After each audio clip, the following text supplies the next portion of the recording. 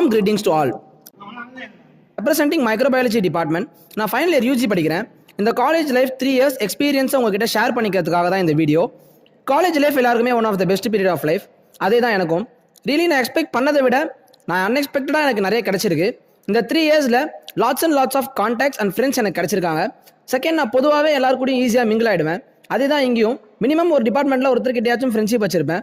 நிறைய விஷயம் கற்றுருக்கேன் அவங்ககிட்ட இருந்து. என்னோட ஒர்க்ஸ்க்கு எனக்கு கிடைச்ச போஸ்டிங்ஸ் அண்ட் ரெகக்னேஷன் ரொம்பவே ஜாஸ்தி. அண்ட் கரண்ட் இயரில் நான் எங்கள் டிபார்ட்மெண்ட் பிரசிடெண்ட்டாக இருக்கேன். ஆல் ஓவர் கல்ச்சரல்ஸ்க்கு செக்ரட்டரியாக இருக்கேன். ஆல் ஓவர் ஸ்போர்ட்ஸுக்கு வைஸ் செக்ரட்டரியாக இருக்கேன்.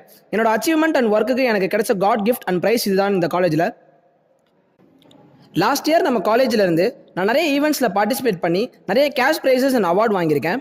அப்புறம் எனக்கு லாஸ்ட் இயரில் நம்ம காலேஜ்லேருந்து எனக்கு பெஸ்ட் இன்டெலிஜென்ட் ஸ்டூடெண்ட் அவார்ட் அப்படின்ற அவார்டு எனக்கு கொடுத்துருக்காங்க. அதுக்கு நான் ரொம்ப தேங்க்ஸ் சொல்லிக்கிறேன்.